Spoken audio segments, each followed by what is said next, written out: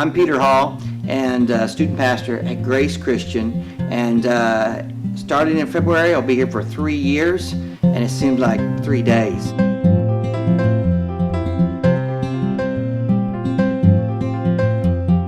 The way I was brought up, my dad was a pastor, and I grew up in a Christian home, obviously, and but I had older brothers and sisters, and my older brothers and sisters were kind of, made a lot of mistakes, and so I learned from them. I was a baby of the family, and so as a baby in the family, I was, always learning from their mistakes, and I always found that seeing what they did, I decided not to do them, but that didn't happen always, and but it was a good home, and but I knew that there was something that God wanted me to do, something that I felt like was out there more than just existing. There was something, that a purpose, a reason why I was living, and because my dad was the pastor, and because of those kind of things, people treated me differently.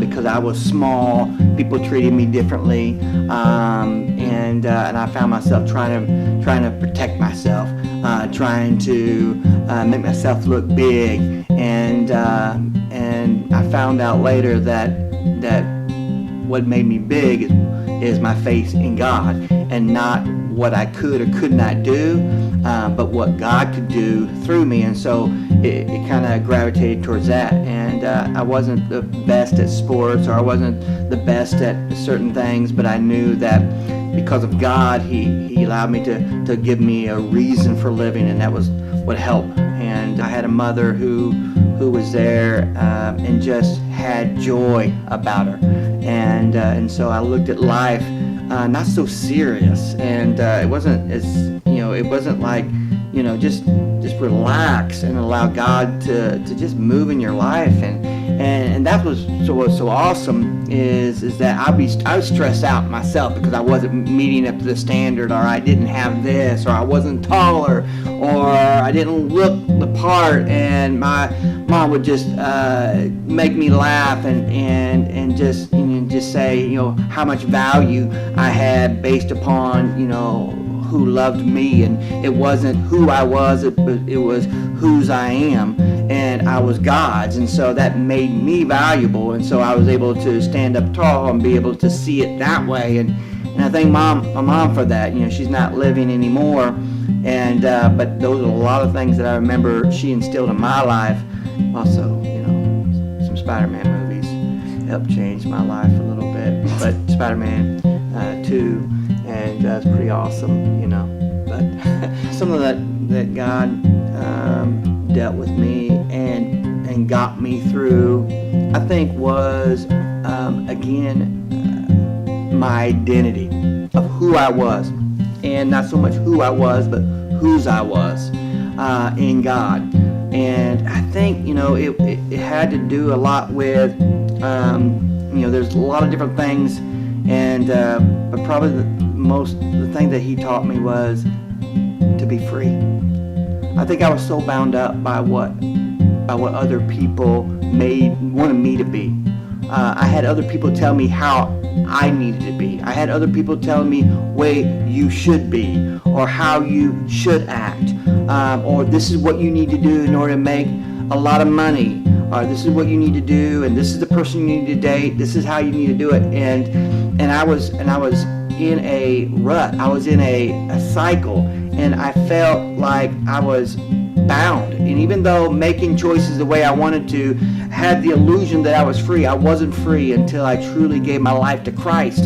And that was when freedom came. Freedom to truly be who God created me to be. And that was, it was through a moment where, and not to get any details, but I had people telling me, I'm not good enough, or I had people say, I don't have what it takes, and it hurt, and I remember thinking, they're right, and but there was something about, I spent some time with God and reached out to God, and he helped me realize, that doesn't matter, that giving my life over to Christ and allowing Him to take control gave me freedom. It felt so good to know that I didn't have to make those decisions, that He can make those decisions that's what's best for me. Because when I made the decisions, I fouled everything up.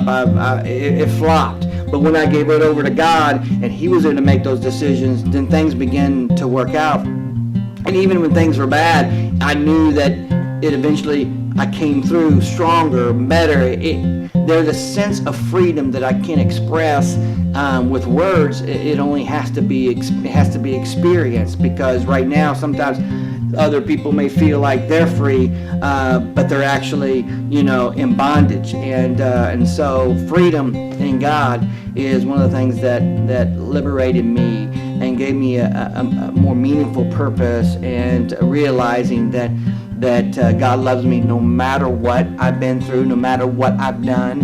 And when I graduated from high school, trying to figure out what to do, as you graduate high school, what you're going to do for the rest of your life was very difficult, because everybody was going to one place or to another, and I had no idea. I knew that I wanted to do technology. I knew that I felt like, man, that was something that was awesome.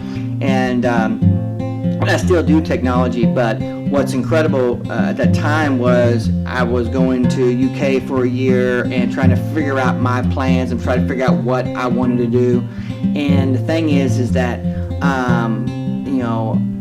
I had a feeling that I wanted to make a difference. I wanted to impact lives. I wanted to help students who felt the way that I felt, when I was in high school and when I was in middle school. Just felt like, had some insecurities about who I was and who I wasn't, and those kind of things. And so I recognized that I wanted to share my story, and I wanted to help students feel significant. I wanted the students who had nothing to feel like they were valued, and I wanted to play a role in that. I wanted to play a piece in trying to get them to know God as much as I knew God. And so I decided after a year at UK that I knew that inside of me there was something that was pulling me in another direction, and that's when at one time I was at a retreat, not a retreat, but a convention, and there was a guy there who was the president of a college in Oklahoma City, and he came to me. I talked to him, and it turned out, it just kind of excited me, and it's kind of a neat story, and to where he just recognized some characteristics in me, and I was doing different things. It's like, man, I want you, with us. And so I went to Mid-America Christian University in Oklahoma City, Oklahoma, and to begin to start my journey. And but I knew that at that moment, that when I gave my life over to that point, to full-time ministry and full-time giving to helping and to serving students, that there was nothing else I'd rather do. There was nothing else I'd rather do than to be able to serve. And it didn't matter how much money I didn't make, or how much money I was losing, or how much, whatever it was. There was nothing that would be more satisfying than helping students to reach their potential, to let them see how what God sees in them. And because there's so many of us who are lost, and so many of us who feel as though they don't know, who they are. And so I wanted them to see God. I wanted them to experience God firsthand, not just by what I said, not by what others say or what they could read, but to understand God firsthand and what that meant, to have value in their life. And so that's when I decided to go to college and make that something that was full time, all in, to make it all in and to do that kind of thing. When I first started ministry at my first church, and that was probably 20 years ago. 20 years ago, there was this girl. And we had a youth group, it started off probably 10, went up to like 65, and the church was only 200, so it was more than they could handle. And I remember the time where this one girl she's kind of heavy set, and she was, tough, and I think she even had a tattoo. Her parents were divorced, and so, but I took an interest in trying to, help her along with some of her friends, and I remember her starting coming to church, and I remember the day that she received Christ, and it was incredible, and I knew, and it was real, and I thought, man, she's awesome, and she went to church camp, and I remember her praying and for people to receive Christ, and then all of a sudden after church camp, her life was just going great, and all of a sudden I'm in the office, and I'm about 24 years old, and I'm in my office, and I see her walking home, and I thought, oh man, she's by herself, I'll go ahead and walk her home.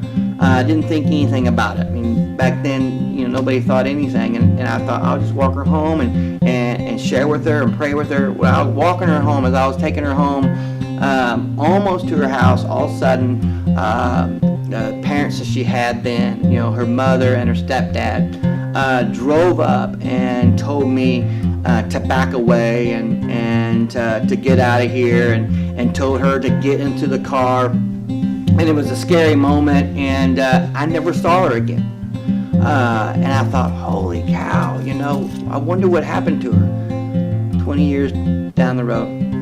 I'm in a position where before I came here, the church that I am at now, long story, where basically some things happened where a new pastor came in and made us resign, and I'm in limbo. I don't have any church to go to. I'm working 2 different jobs, trying to make ends meet, and I'm thinking, I can't do ministry anymore. This is just killing me. And all of a sudden, this girl that I haven't seen in 20 years sends me a Facebook message, and she goes, "Peter, do you remember me?"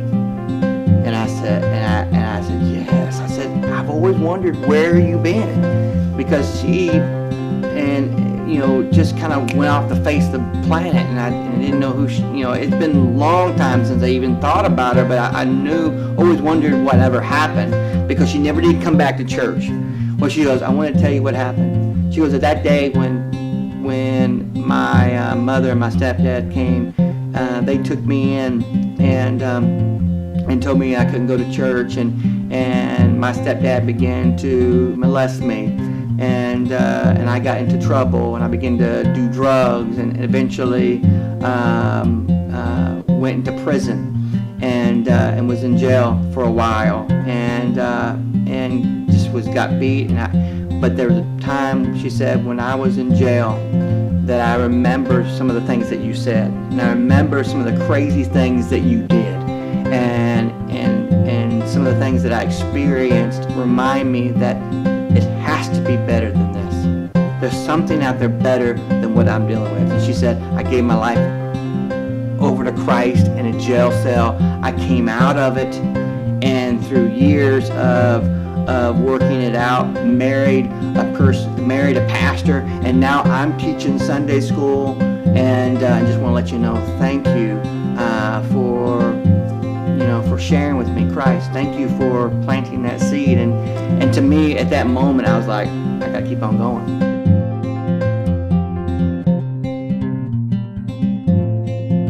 I want to hope they say wise, intelligent, funny, creative, and talented. I would describe Peter as passionate, uplifting. Kind of crazy. That's 2 words. Say. I would say Peter is quite fantabulous. Creative. Hurricane. Holy cow. That's 2 words.